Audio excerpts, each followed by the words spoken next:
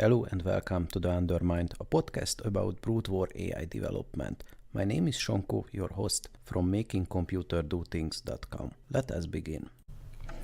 Good evening and welcome everyone to the cast.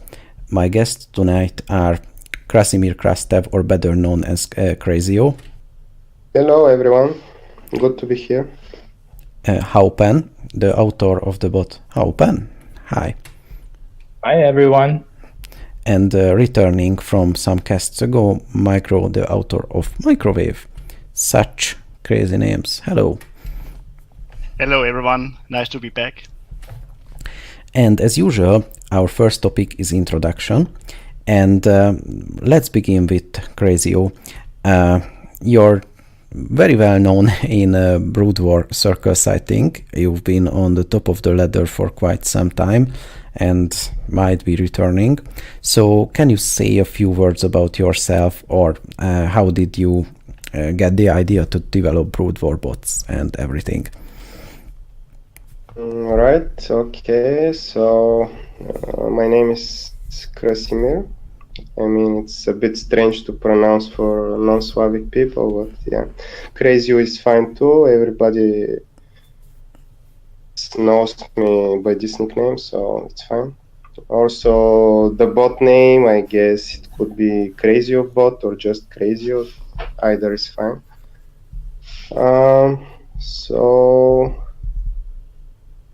a long time software developer. I started programming in I think 1996 or something, when I was first year in high school.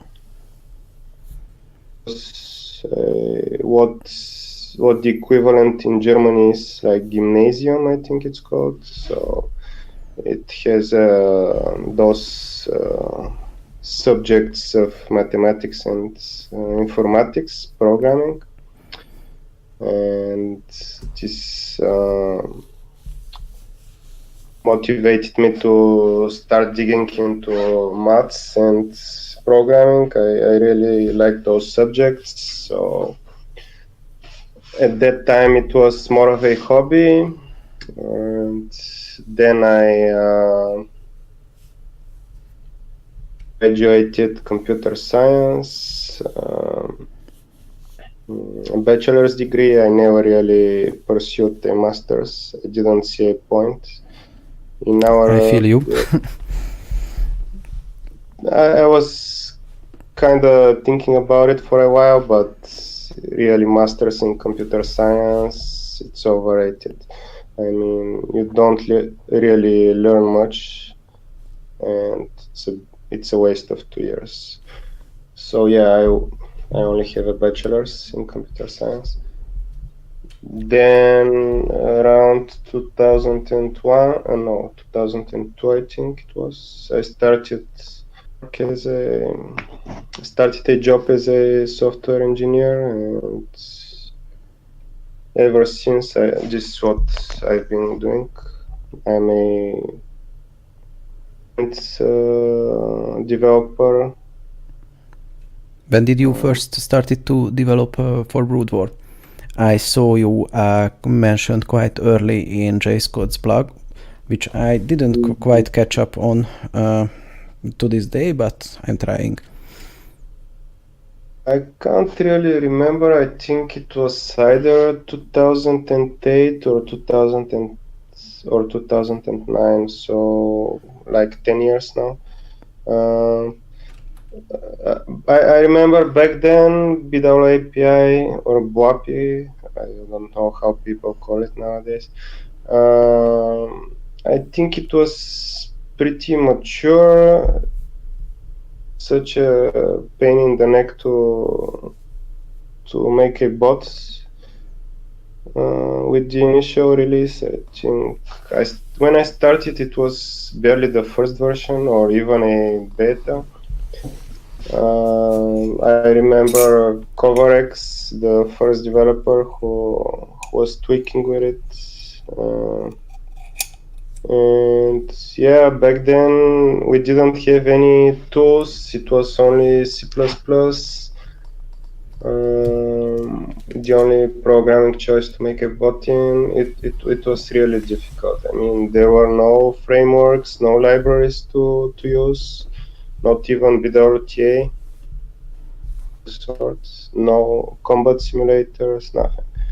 So you had to write everything from scratch, and I think I'm still using parts of my bot that were written back then. So some of the code is probably 10 years old. And yeah, at one point I was first Java bridge came out. I think it was called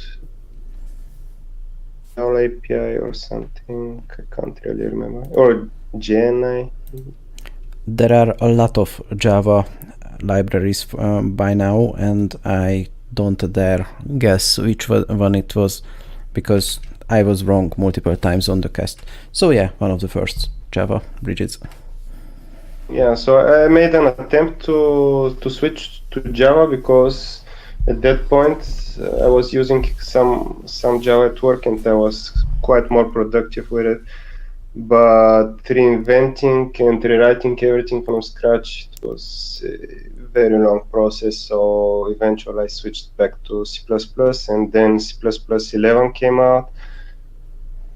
So I really like the C++ language. Its performance and high-level abstractions, everything in one place. It's awesome. Are you a C++ developer in your day job?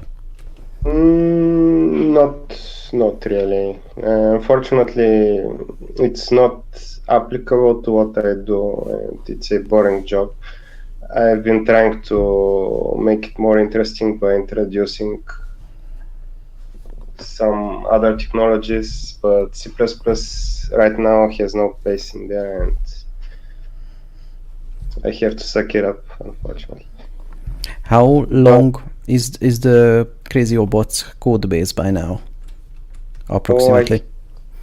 I really have no idea, but believe it or not, it has decreased in size over the years, because C++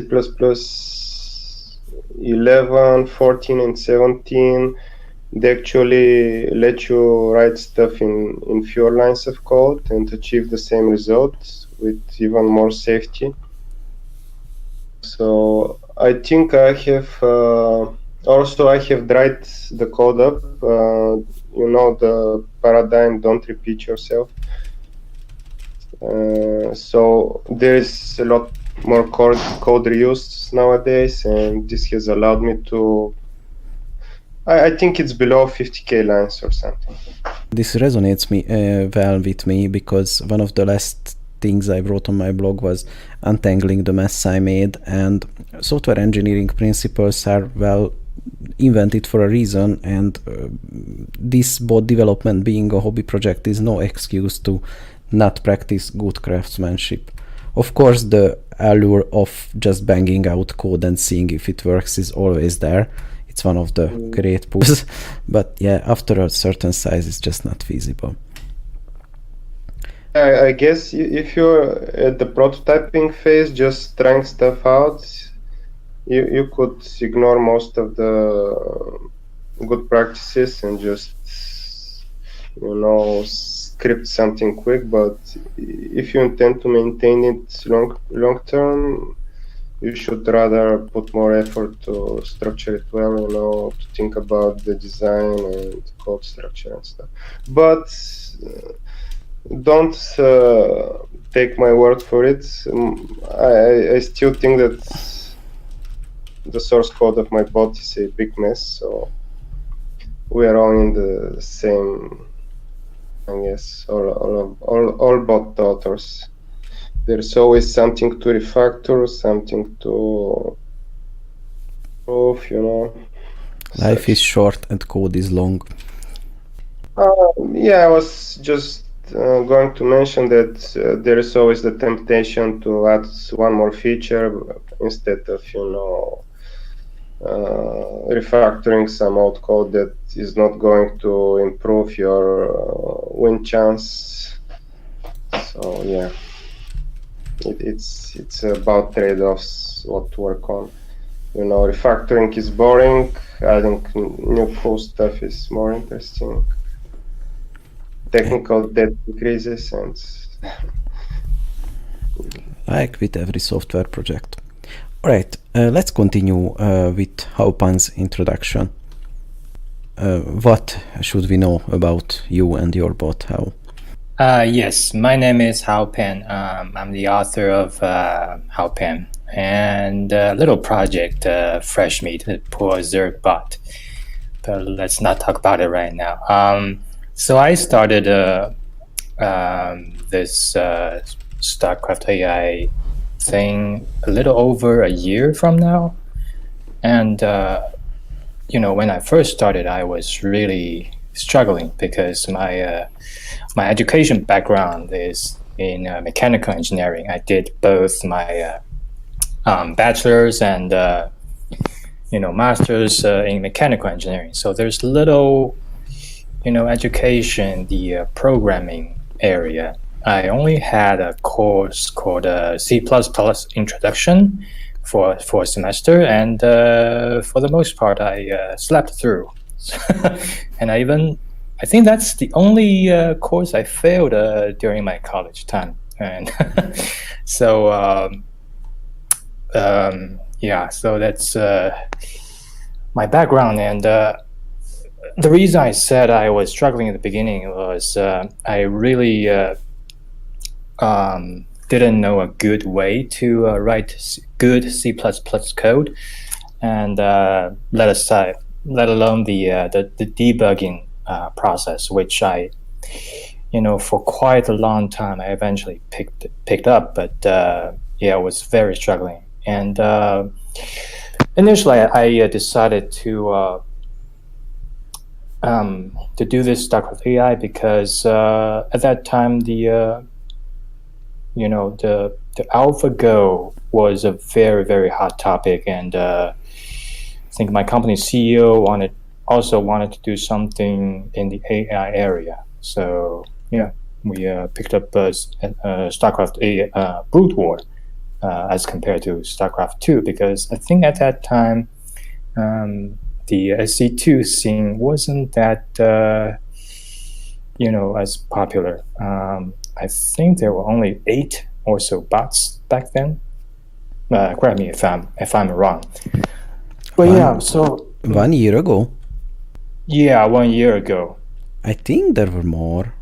I mean, about a year ago was when I started with knowing this scene, and it still seems like quite a few, and I think there were more. But let's not get bogged down on the details. Guys, are you talking about SC2 bots or Brood War bots? I got confused. Yeah, I think we were talking about Brood War bots. Did we not? We are. Let's continue.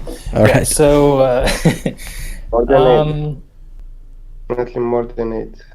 Okay. Well, that's certainly good to hear.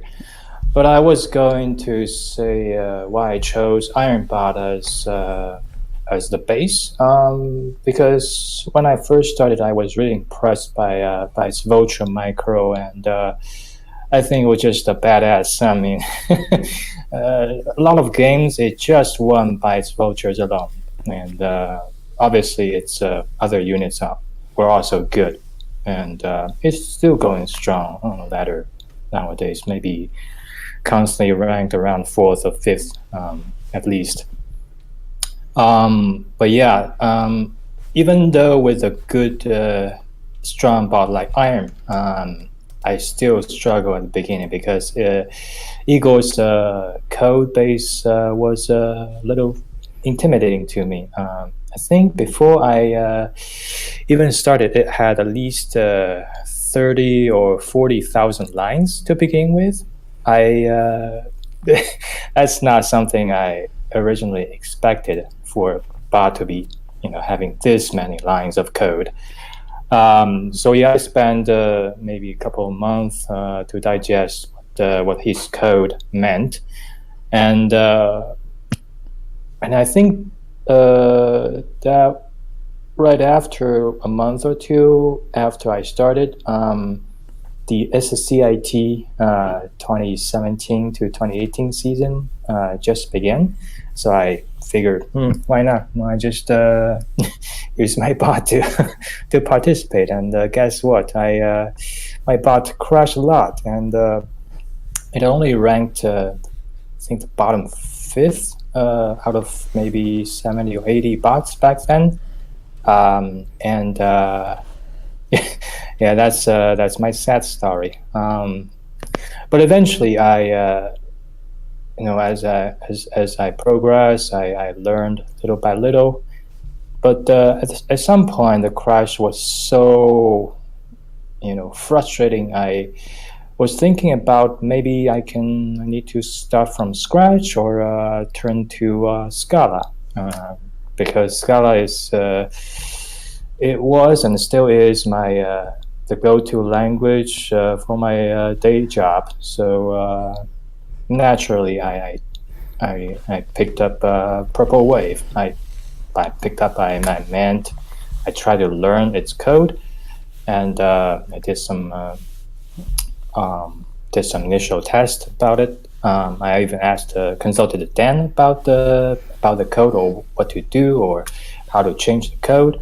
He was nice enough to guide me through all of these steps. Dan is nice about everything in general.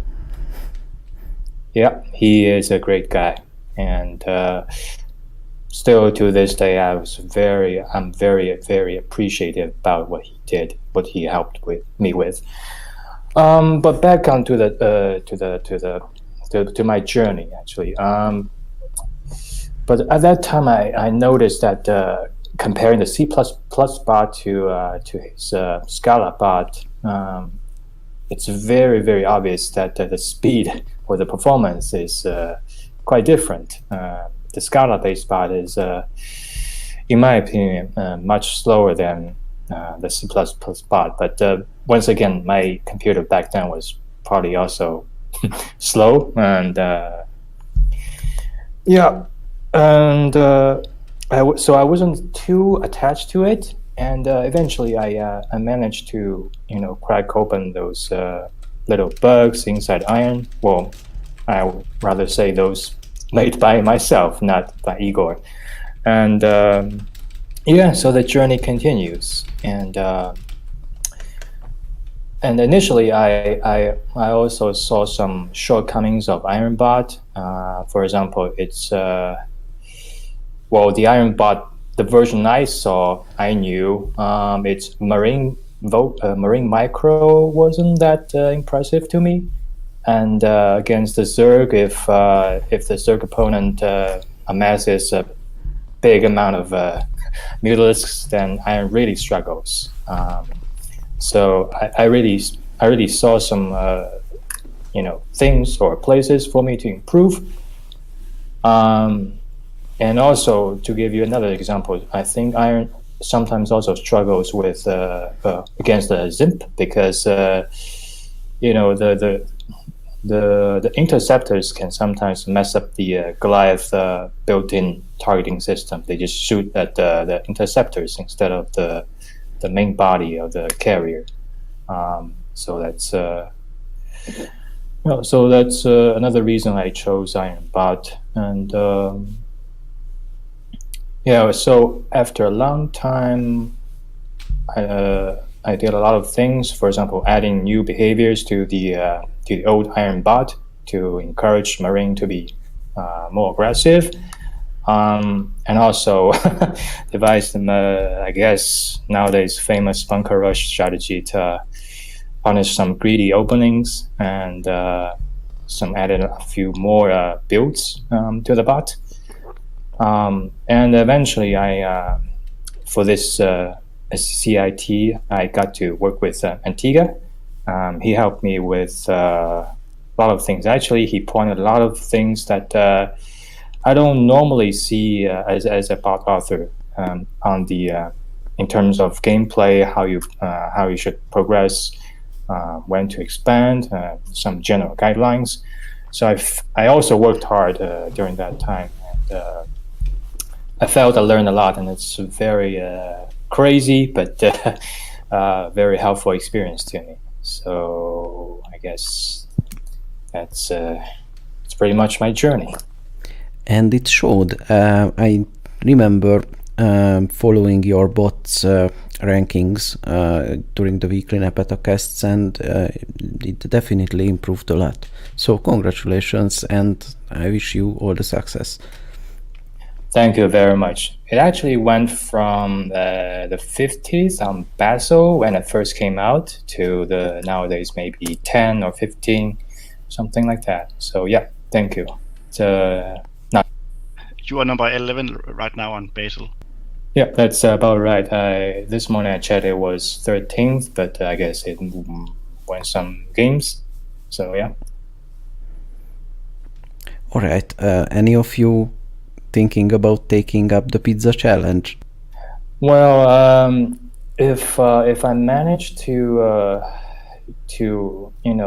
improve my build order, I mean, I hope to improve every single one of them to the perfection. Because right now there's still something not quite satisfied with. For example, sometimes if the bunker rush didn't go well, the boss didn't transition fast enough to the mech unit, for example. So if I manage to do that, I might give it a try. Krasio?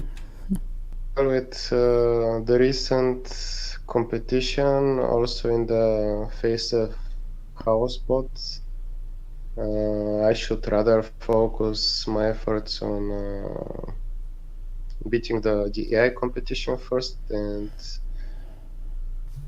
versus human players, maybe we'll have to wait a month at least. So right now it's not a priority for me. And maybe code in some sneaky breaky anti-human tactics. This is possible. This is a possible way to beat a unexpected human player like Antigua. He's anything but unexpected.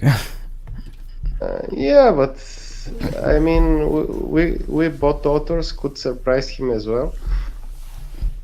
This is not the way that I would like to win games. I mean, also my bunker rush against Saida, it brought me some wins, but I wasn't really proud of that success.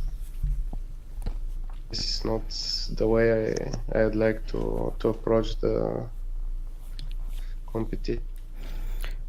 Micro, is the pizza challenge on the table for you in the near or far future?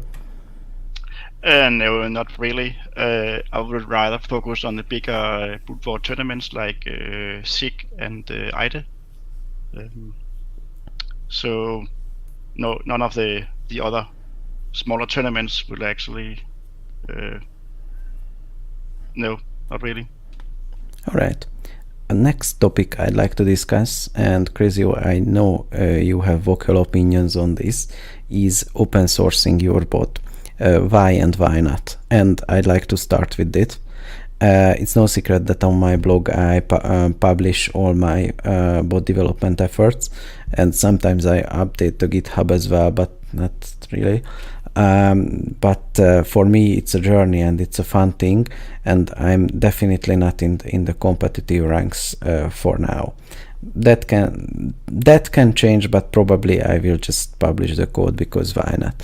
So I'd like to hear all of your opinions about that. Let's start with Hao Pan. Yes. So as for now, my bot is closed source, and it will remain so as long as I work for this company, because it was explicitly stated that the bot should stay closed source. But if I were not working for this company, I mean, if I were to, develop the bot on my own, I guess I wouldn't have problem, make the bot open source, because I do hope that people can stand on top of other great bots instead of starting from scratch. From my personal experience, starting from scratch, I guess it has some value, but not really in terms of the time. The efficiency. Well, let's say the efficiency of the use of your time. You spend a lot of time learning stuff and doing things left and right, but at the end of the day, maybe the bot is still weak compared to other established bots. But also I have the other concern that we have the explosion of clones last year, the Locutosoids, or for example, Dachin or Undermind, things like that. So the so-called Forcutus fiasco. This is a name it is known for. It is completely something I invented, but I'm sticking with it and controlling that narrative. That's a fun name to know. I didn't know it, but yeah, that made me laugh. But back to my to what I was saying. I was really concerned back then. I'm still concerned right now. For example, I'm not saying Daching is a bad bot or its author is bad, but the looking at its time of its last update, it's still October something last year. So it's been a couple of months and there's still nothing being done.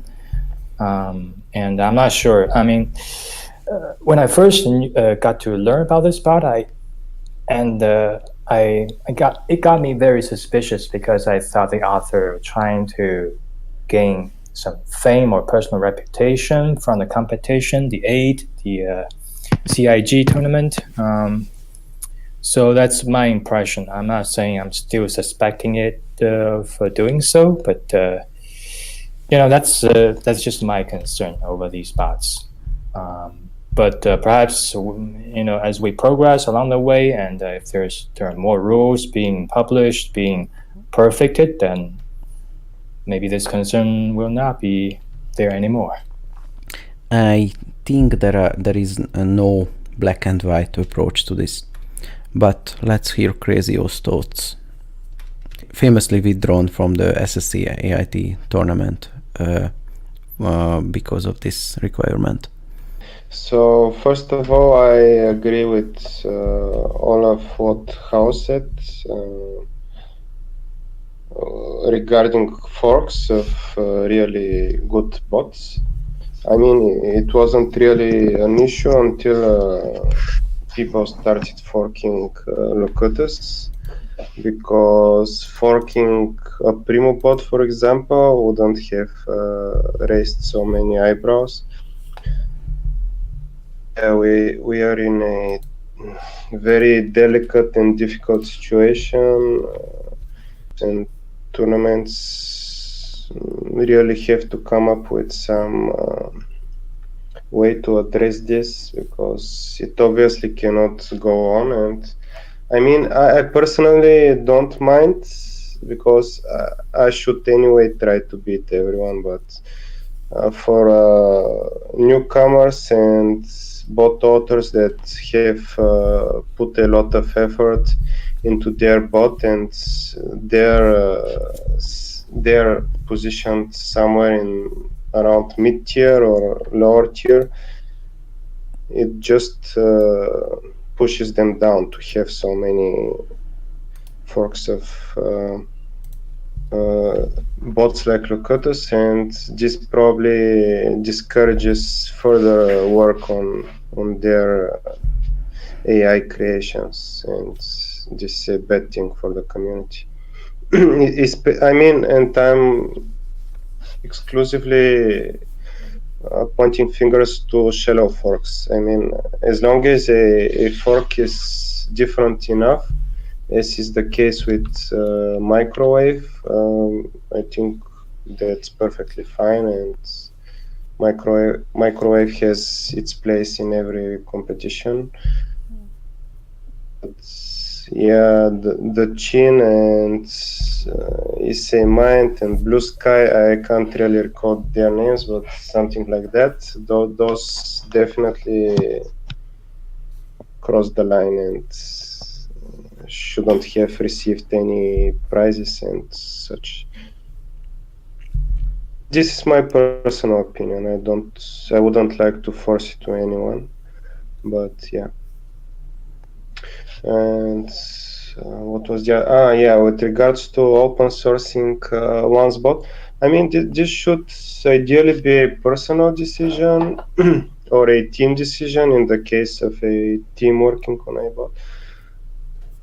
And I don't like it being forced upon bot authors. For example, the AI competition, I mean, it's a requirement to open source your bot and release it under the infectious GPL license, and this I mean is a bit overboard. And I mean, it should be up to the bot author to decide, and that's why I really like the approach of Basil and SSCAIT. They don't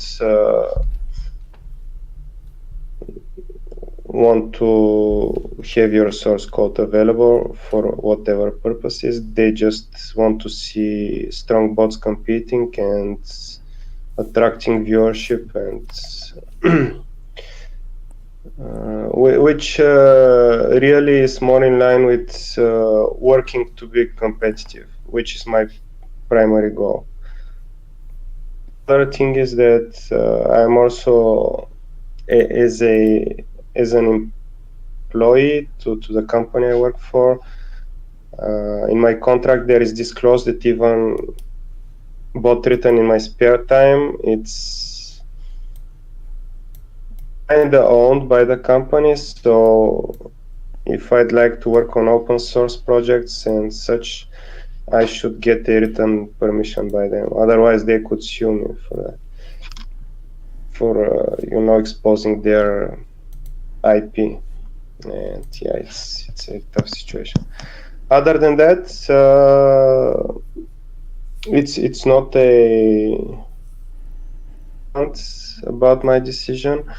So I guess at some point in the future, if I decide that I'm gonna retire from bot development, I would just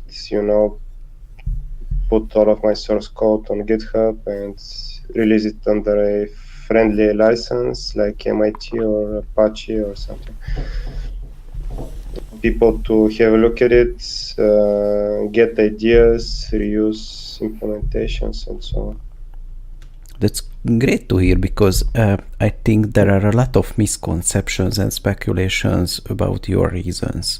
Being the number one bot for a long time and being in the top 1, 2, 3, still it's understandable that you want more precisely your bot is in the spotlight. So that's actually a great revelation for everyone. So thank you. What kind of speculations, by the way? I'm curious. I wasn't aware. Well, something like you hate open source or you don't want to help people. Stupid shit, basically. But when there is no explanation, people like to come up with their own stupid theories. Yeah, it's funny. I mean, yeah, with every community you have those polarizing views, even some people like to throw each other. So yeah, that's completely natural, and yeah, people like to speculate a lot, but yeah. But it's true. I mean, I'm a very competitive by nature, and I would like to maintain this competitive advantage for as long as possible. For example, Bruce, the Locutus author, is in a tough position because he's obviously very talented, and respect him for that, but also by releasing his source, you know, it's very easy for some, let's say, other Protus bot authors to catch up and just add a bit of surprising effects on top of his source code and then get ahead of him. And it doesn't really affect his effort. And it's a bit demotivating, I think. Imagine being the guy one place behind Locutus, and you see like 5 people forking Locutus and being above you on the ladder. And no, dude, you didn't beat me. Locutus beat me. And that's definitely I can definitely see the problem with this. Very ugly. I mean, this is a very ugly situation to be in. Both for Bruce and also for the other bot authors who are more loyal to the ship spirit. All right, Micro, what are your opinions on that? Yeah, I'm still here. Yeah, we had this ugly comment on Jay's blog, I think it was, about you, Krasimir, about your competition in the student tournaments, and yeah, that's of course the author of that comment still has to answer for that. It's really ugly, and but I understand that both of you want to be competitive, and you're doing this in this way that you don't disclose your source code, and I understand that you don't want to do that, and I think that we should stand on each other's shoulders. Of course, we share a lot of information in our Discord forums, and a lot of ideas. We share a lot of ideas, and also some of us share codes, bits of codes, and that's really appreciated, I think. But and I also understand these accidents we had this year with the Locutus folks, and that was really ugly too. It was really strange to see that my bot in the ID tournament, it lost like 4 places to 3 or 4 Locutus folks. Some of them had more changes than others, but after the tournament, the organizers decided to disqualify some of the bots because they had some complaints, and they inspected the code. So they have rules for handling these kind of cases. But I think, and of course they can't do that before the tournament, because you don't know how it will play out before the tournament. So I think that the tournament organizers in the big tournaments like IDE and CRG, I don't know how CRG can handle it, but I mean, IDE, in the IDE tournament, they can really handle it. These kind of situations. We also had this a couple of Steamhammer forks last year in 2017. I think the IDE tournament had 2 or 3 Steamhammer forks. Some of them were not that good, but one of them were actually really competitive and didn't have any many changes compared to Steamhammer. And I think it should have been disqualified, but I didn't complain about it. But I mean, there could also be legal reasons that you don't want to disclose your source code if you're using IPs from your company you are employed in. and in Krasius' account, his contract says that his spare time is owned by the company, or his programming in spare time is owned by the company, which is that kind of contract is kind of strange. I think I wouldn't sign a contract like that. Let's not go into that. Yeah, I just think it's a bit strange, and in some ways it could be illegal. I don't know. But yeah, you could use IP from your company or when you employ, so you're not allowed to disclose the source code. And but when you're forking a bot like Steamhammer or Locutus, I think the license says that you have to disclose your source codes. So sometimes you don't have a choice not to. Standing on the shoulders of others is a great metaphor, because yes, there are a lot of solved problems in AI development, more specifically brood war AI development, and you don't have to reinvent the wheel every time. And yeah, finding the balance is hard. I'd just like to mention that I'm perfectly fine and encourage cooperation, and we should, of course, not reinvent the wheel all over. Each one of us bot authors, and the way we should progress in that direction is perhaps not by open sourcing the whole bot like the case with Locutus and Steamhammer, but rather focus our joint efforts on working on libraries like FAP and BWEM community, and what else?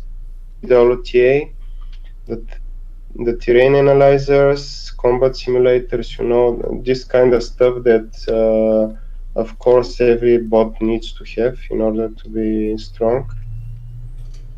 And I think libraries is the way to go, and I was kind of disappointed when I open sourced my Auto Observer library a few years back, which is something similar to the one used by SSEIT to move the camera around the screen, but no one really used it, and I got really discouraged by that fact. Perhaps it was bad, it didn't do the job, or I don't know, although I use it for my debugging sessions, but it was funny because I wanted to contribute back to the community and no one really paid attention. So maybe people just didn't hear about it, but if you give me a link, I will put up with the podcast. I have actually a few times to Nightcat and others, but they didn't really start using it for one reason or another, and it was a bit strange to me. A bit discouraged about this fact. So is it the German manager you're talking about? Because I used something that could move around the camera when I started coding. Back when I released it and wrote it, I think the tournament module used by SSEIT, it was pretty bad at this thing. It really sucked. It only showed spots on the map that didn't have any real action in it, and that's when I wrote mine, and I released it open source. As open source, which I guess made, remember who that is? I think the bot author of Bjorn Mattsson, I think is Zergbot. Better tournament module for SSEIT. He also, I think, wrote a master thesis paper about it. I'm not sure. But they didn't like to use mine for some reason, and it was a bit disappointing. I'm not sure it's the same one that you have in mind. Tried to push it to Nightcat for his FFA streams, but he said, oh, it doesn't support an older version of BWAPI or something like that, which was trivial to adapt anyway, but yeah. He preferred to reinvent the wheel and write one of his own instead of using mine. Well, let's hope that great difference will be reconciled in the future. And also, my opinion is being a library developer is not as sexy as being a bot developer. I mean, all of us are just drowning in bitches and riches. I don't know about you, but that's my daily life since I become a bot author. So let's give a shout out to library developers. They are our real unsung heroes, and please continue to do providing the great tools for us. Yeah, perfectly agree with Krasimir there, with that the libraries are the way to go forward. You can provide certain specific functionality that can be used everywhere in any bots, and I'm using the FAP and also the BWAPI libraries, and I will continue to use new libraries if they become available to us, and yeah. And which is a good time to appeal to others to really put more effort into BWEM community to add any functionality that it's lacking. I would like to contribute there if it's needed. Yeah, we have this community map library. Everyone can contribute to it. Please do. And maybe it's a good time to mention one of the talking points I wanted to bring up. There are usually singular bot authors in the ladder. One bot usually has one author, and there are quite a few team projects, not counting CherryPy and Seda, of course. Do you think that will change, or that should change? What's your opinion on team projects? I do realize that for most people it's just a hobby project, so just being alone and not getting any orders on what should I do with my bot is a good thing in itself. But still, do you think team projects, bots as team projects are viable, or a thing that should be done? Would you participate in one? Yeah, well, right now I think that CherryPy is a team project, and the Cider is a team project, and both of those bots are quite good. Well, CherryPy needs some specific hardware, but in the iDetermined it came in number 2 just after Cider. So, and but both of those bots are based on companies with employees from the company, and in Cider's case, they also had some help from pro players, brute war players, which is quite helpful because they can really instruct how the bot should react in different situations and such, and also but I'm not sure that there will be many more team projects, and not as a community, or but only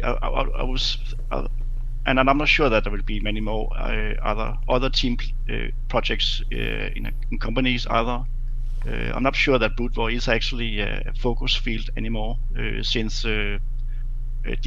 DeepMind has gone into StarCraft 2. I'm thinking that StarCraft 2 will be the focus point of StarCraft AI going forward, actually. I wouldn't be so sure at this point. I mean, the community has existed for quite a few years now. StarCraft AI got a surge in popularity with Alpha Star's appearance, but that does not mean that Brood War API is not as popular. Quite the contrary.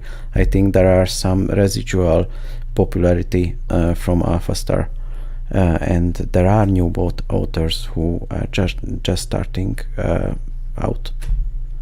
But I mean, a focus point for teams projects, not for single authors.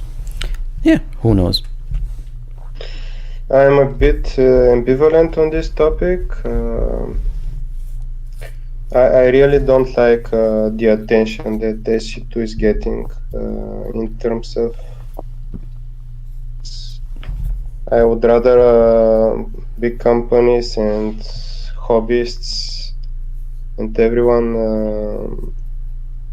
produce AI for AI development, but of course PR and political decisions, for example, those by Blizzard, the big company, game development company, they play their role, and it's right now Blizzard who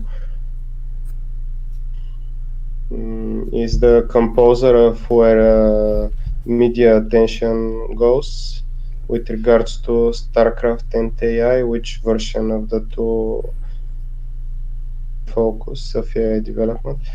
But I respect Facebook and Samsung that they actually chose Brood War and not StarCraft 2 for their environment as for developing AI, and hope that the Brood War AI community will survive this battle, so to call it. It's a bit of a battle for attention and viewership, and it's of course my personal opinion, but Brood War remains the better game of the two. It's also more balanced, and I don't think that rapid micro shenanigans like those employed by AlphaStar are going to fare as well in Brood War against a pro player like Flash or any of the top, let's say, 100 Korean, able to trick them as well with just your Zerglink or Marine Micro or I don't know, Dragoon Micro. They will be able to kick your bot's butt, so to speak. Anyway, and it'd be probably at least 5 more years until a Brood War bot beats a pro-human player, like of the rank of Flash, let's say. That one will be in 5 years. It may not be the person Flash as we know him. Would you bet a pizza on that? At least a pizza on that, yeah, or maybe two pieces, just like. Okay, see you in 5 years with a pizza. I would bet more than that, but yeah, let's not go into that right now. Yeah, but I'm very poor and only can afford one pizza for this, so. I think Crasio has a point there because Brood War is more balanced and it doesn't get balanced patches like StarCraft 2 does, and that is much better for AI development. You saw the DeepMind team, they had to work on an old patch, which the players that they played against had to learn because they have learned the new patches when they're playing and training and practicing. But I also think that when and if the Brood War API gets to the new version that supports the remaster version of Brood War, I think we have more focus on it, since that is what is going to be shown in all StarCraft tournaments on streaming, and also that we will have a much better interface to the game. When that happens, the barrier of entry will be lower, that's for sure. In my opinion, this would be like the biggest boost to Brood War AI ever, if we get proper SC remastered support. Yeah, and even better if our bots are allowed to play perhaps in a limited fashion or somehow marked explicitly on the human ladder. That would be like the best thing ever that could happen. And the BWAPI scene is not well known. I'd like to give some disapproval here, because on the Pylon show, which is a show about StarCraft things and kind of an officially supported one, they were joking about the pizza challenge, which is fine at all, because the pizza challenge is a humorous thing, but they were calling it out as a scam and a joke, and someone just rounds free pizzas, and oh, it's not even a real player. And well, it's easily verifiable that Antigua is in fact very much a pro player and exists. And they were joking about, it's how hard it can be because the brood war AIs, the built-in AIs are so weak, and that displays such a clueless view of what is this about. And so I really hope they will remedy that mistake. Again, don't take issue with about joking with the pizza challenge. I take issue calling people scammers when they are most clearly not, and that's an easily verifiable thing. So yeah, please write strongly worded letters to the Pylon show. And yeah, I really, as a bot author and member of the Broodwar AI community, I really felt offended. I mean, it was hilarious, those comments, but I'm sure it was in good faith. I don't think they wanted to hurt anyone. So it's not like that we had to shed blood here. It's really not about that, but they were quite wrong. They were mocking us in one way or another, which is not nice. I mean, they of course need to be fun in front of their viewers, but not at the cost of a whole community. And I really hope that Antigua will get into his hands and communicate with Artosis or whoever is the editor of that show, and perhaps in the next episode they could at least be more truthful to the reality of what we do here, and maybe make an advertisement about it and attract some new bot authors to the community instead of mocking us. And I can beat 7 of those computers with one hand or something. Yeah, that wasn't nice, but never attribute something to malice which can be adequately explained by ignorance. Or idiocy. Yeah. Oh, that, yes. But yeah, I don't think they acted in bad faith. I really don't. But still, please correct that mistake. I haven't watched the episode yet, so I guess I'll do that just after this podcast. But from what I hear, I just think they might be ignorant of what is going on in the AI communities. They're players and casters, and they're doing that show for money. Yeah, that's actually a good point. Yeah, I understand this, but I mean, I remember Artosis' face when DeepMind presented AlphaStar, and he was like, wow, this is like a miracle happening in front of our eyes. And at the same time, bots like Seda or Locutus or Purple Wave, they play better StarCraft than AlphaStar. I mean, it's a different game, of course, but even harder game than StarCraft 2. I will give Artosis a pizza if he defeats Locutus. That's for sure. You heard here first. I want to see that. Let's do that. So, but let's not speak ill of people. You have your opinions, I have mine, but I really don't like to, won't like to like these people on this podcast. Moving on. The SSCAIT results last week. I won't dissect the matches here, but any opinions of the latest results on that? And the runners-up for the finals are, of course, Purple Wave, Locutus, and Seda, and Iron. So what's your prediction? What's your opinions on that? So I'm still here. I think Locutus, Purple Wave, I think both authors are very talented, and Dan probably has more experience than Bruce.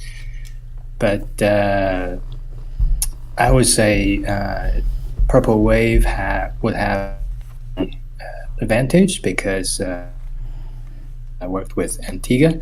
So from his perspective, and that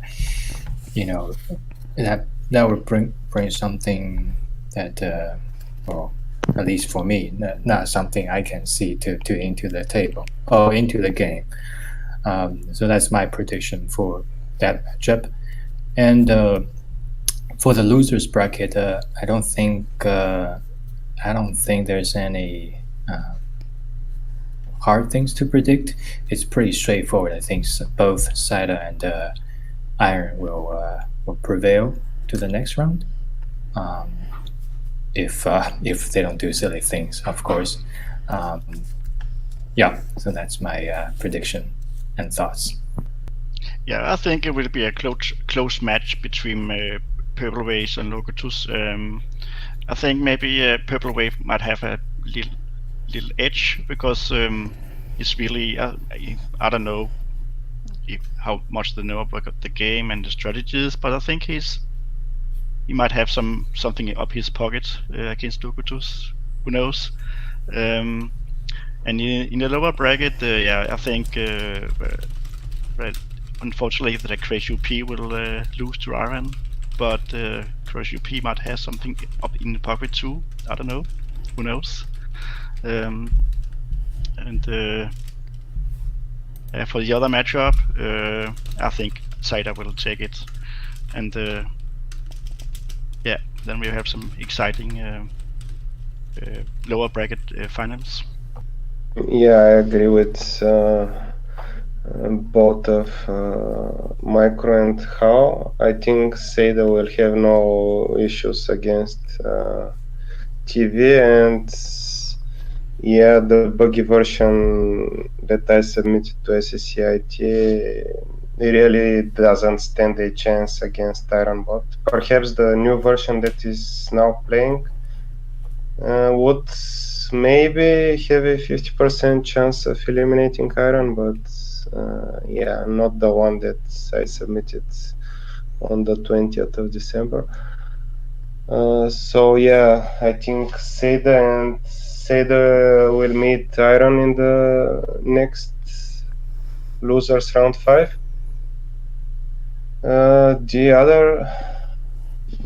The semi-final, I think Wave is in a better spot here because the author more time and coaching to prepare for the elimination phase. Although I think Locutus deserves to advance further as well, but I think perhaps 3-2 for Purple Wave, who would advance to the winners final. Well, I'm just an unshakable supporter of Purple Wave, so it can, should, and will win. Remember, kids, it's Dan Gant, not Dan Kent. I was waiting so long to make that joke. You have a lot jokes in your pocket. That's what I'm here for. A great topic I'd like to discuss, and it's a bigger one. SSC AIT or StarCraft AI developers as a community.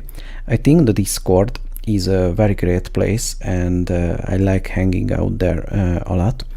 And despite it being a relatively small community, I feel there are actually a good cooperation and camaraderie going on and endlessly making fun of Tangent's name, but that's just a welcome side effect.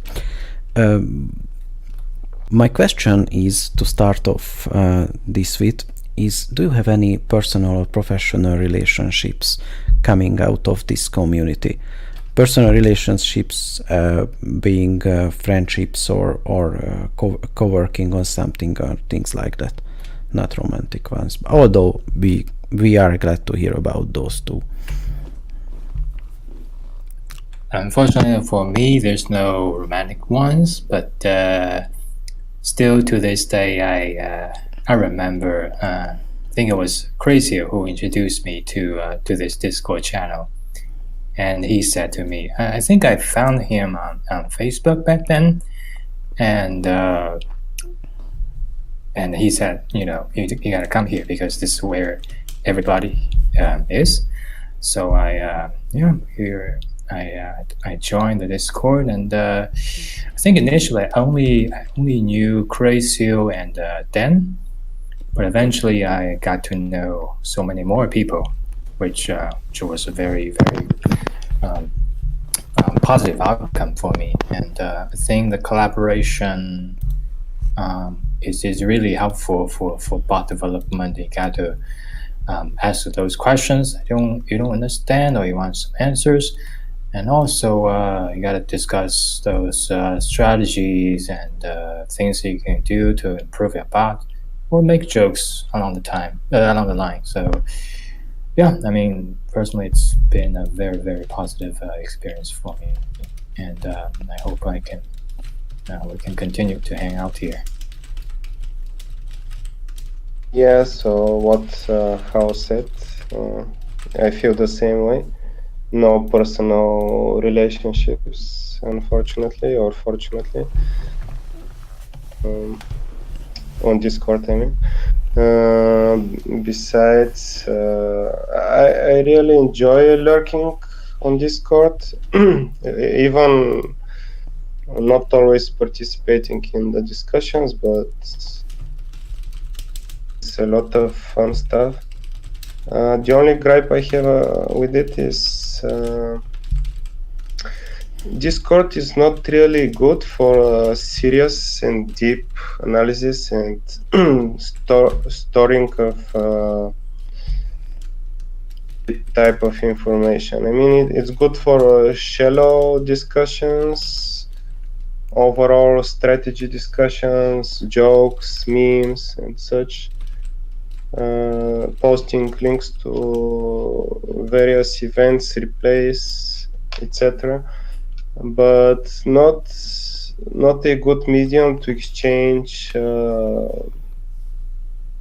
hard knowledge or information that may be useful in the mid to long term. For this, we really need something like a wiki site or a Confluence. There was this thing back a while ago, but it's a proprietary product. Sorry, but we have the technical channel and the programming channel. They still not good enough for you, Krasimir?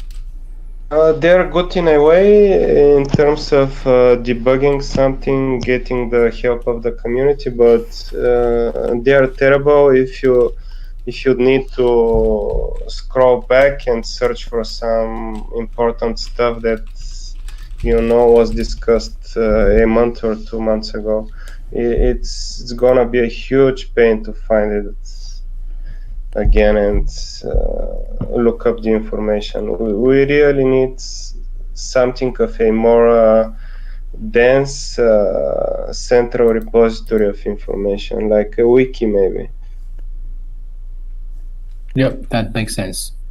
There's too much noise in those channels. I mean, people often get distracted and start discussing unrelated fun stuff in the technical channels, which is fine. I mean, we shouldn't be like Nazi Discord admins or something, but at the same time it loses a part of its usefulness of being a resource for hard knowledge that may become useful later on.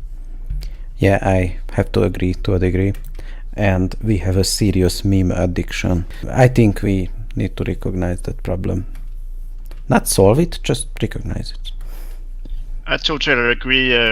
It's really great place. When I started out, we only had Twitch, and that had one chat channel, and well, I had fun, and I also had a lot of strategy discussions with other authors and technical stuff. And but suddenly, all the authors went away, and guess what? They went to Discord, and now I finally got here too. And but I agree that if you talk strategies with some of the authors or share code pieces, you have to scroll back to look at those things, and or you have to copy it to somewhere else where you like to keep it for yourself when you are doing stuff on your bot. Then we need a place where you could put it like code pieces, and you could scroll through those parts or strategies, strategies pieces or whatever.